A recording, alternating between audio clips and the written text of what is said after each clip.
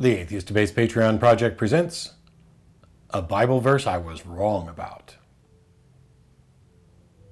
So some of you may have heard me talk about a passage before, Matthew 18:19, and I thought I'd go ahead and touch on it because it turns out I was wrong. And when you're wrong, you should acknowledge that you were wrong. And this isn't just a matter of context, although context will come into it, because quite often people will say, well, you're taking it out of context. So my entire purpose here is to make sure we put it back into context. And for clarity, Matthew 18:18 is the verse that essentially the movie Dogma was based on. I'll do it from the King James and read 18:19 to 20, and then I'll switch back over to the NIV so that you can hear kind of a more plain English version.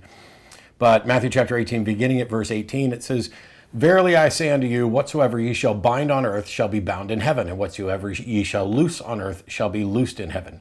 Verse 19, "Again I say unto you, that if two of you shall agree on earth as touching anything that they shall ask, it shall be done for them of my Father which is in heaven."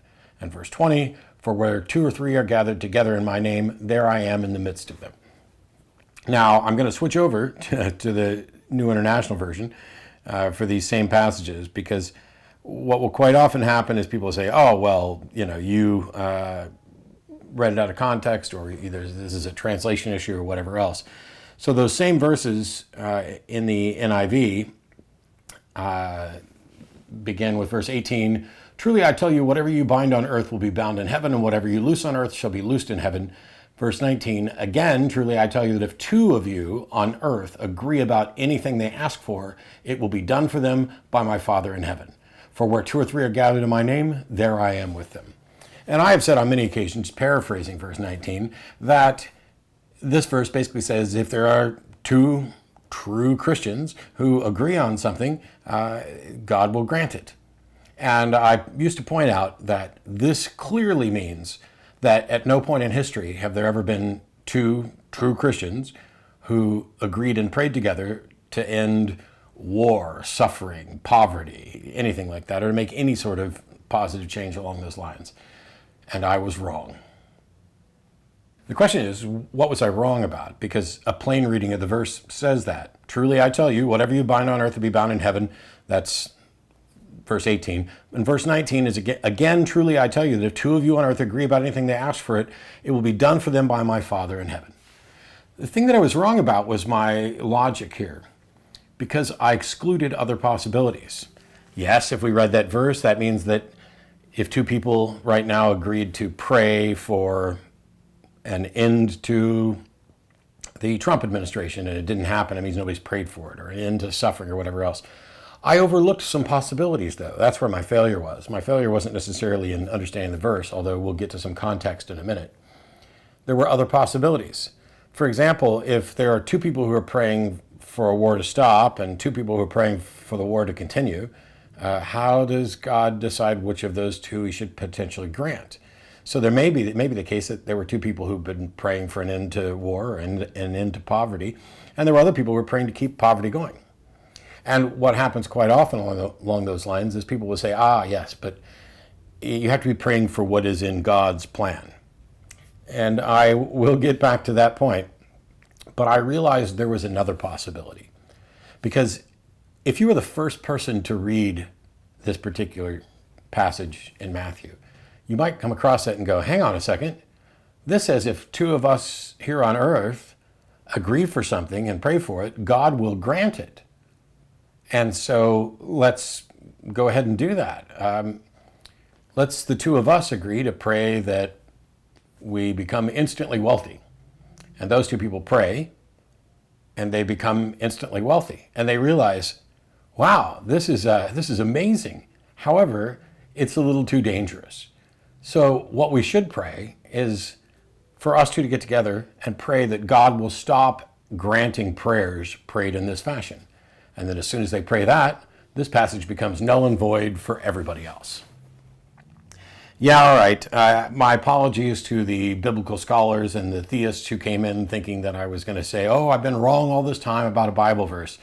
I was wrong about how I dealt with this particular passage. If you look at the NIV, this entire paragraph or this entire collection of verses is labeled as dealing with sin in the church. And it starts actually at verse 15. And so it's saying here, if your brother or sister sins, go and point out their fault just between the two of you. So if somebody's doing something that is against doctrine, you should go and talk to them privately. And if they listen to you, you have won them over. Cool. Have a private discussion, and if they change their ways, you won. Well, obviously you won. Verse 16, but if they will not listen, take one or two others along, so that every matter may be established by the testimony of 2 or 3 witnesses. This is really about how to keep your church peaceful. You know, hey, you've been showing up at church and you've been doing things that we don't think are biblical. Oh, you're not going to listen to us? Fine. We'll get a couple other people and we'll come in and we'll have this little intervention counseling session. And then in verse 17, it says, if they still refuse to listen, tell it to the church. And if they refuse to listen even to the church, treat them as you would a pagan or a tax collector. Now, I'm not going to go into detail in this video about how to treat pagans and tax collectors, or why pagans and tax collectors keep coming up as the bad guys in all of this. Verse 18, which I've already read, is the one that I think was probably used for the film Dogma, essentially saying, you know, you guys have stated what is doctrine here. You have created your own dogma, and God is bound by this verse to follow through with it. But verse 19 is the one where it says, if two of you are gathered together, whatever you ask for, God will grant it, or my Father in heaven will grant it. That doesn't have caveats in it. It's not even clear that this only applies to this section, which the NIV labels as dealing with sin in the church. It reads, on plain-faced reading, as if you ask for it and 2 of you are sincere, God will do it. Now, obviously, this can't be the case. I mean, this is, when we talk about prayer and whether or not prayer works, spoiler alert, prayer doesn't work. Intercessory prayer has been tested and it succeeds at the rate of chance unless people know they're being prayed for, in which case it does worse. It's indistinguishable from flipping a coin. And when something is indistinguishable from a coin toss, we're pretty well justified in saying this does not work. There is no demonstration of efficacy here. But it seems to be a very dangerous passage to put in there, because in the best, most charitable understanding of Christian doctrine, as this passage has been studied over the years, what it really means is wherever 2 or more of you are gathered, I'm there. That's verse 20, or I am among you, which is particularly strange because God or Jesus is supposed to be everywhere all the time. So of course he's there, whether there's 2 of you or 3 of you or 1 of you or none of you. He's evidently under rocks on Mars even. So that last sentence is kind of nonsense. There are other passages in the Bible that people will go to in order to help understand this passage and others. One is that God has a plan. Everything goes according to God's plan. God knows what's going to happen. God isn't, and this isn't a verse, this is kind of paraphrasing Christian doctrine. God isn't a wishing well where you can go and pray for something and God will just do it. And then they would come back to this verse and say, but hang on, Matthew 18:19 specifically says, whatever 2 or more of you ask, my Father in heaven will grant it. And the caveat then becomes, yes, but what we're talking about when we say 2 or more, this would have to be 2 Christians who are seeking God's will. And this is why in the Lord's Prayer, you pray, thy will be done. You don't ask for things as if he's a cosmic vending machine. You pray for his will to be done. But that renders prayer down to nothing more than, hey, God, do this if you want to. Well, why does God need you to say that? And if he wants to, he'll do it. And if he didn't want to, it's not like you're going to convince him to change his mind, are you? Well, I don't know. There's some Old Testament passages that suggest that God is both unchanging and that God changed his mind, or that people pleaded with him to change his mind. And so then you get into the apologetics that say, yes, but God knew he would change his mind. And so at the end of the day, this passage should probably be better, more accurately written according to doctrine as, whenever 2 of you who are sincere believers seeking the will of God get together and ask for something, God will do it if it is in fact the will of God. And so that really points out the uselessness of prayer. It would be like as if you were going to your mom and saying, Mom, I'd really, really, really like to go to this concert if it's within your will. And of course, if it's within your will, you're going to go to the concert. And if it's not, then you're not. So what was the point in asking? And your mom, is, of course, isn't God, but if God already knows what he's going to do and knows what's in his plan, he certainly doesn't need you to ask for it.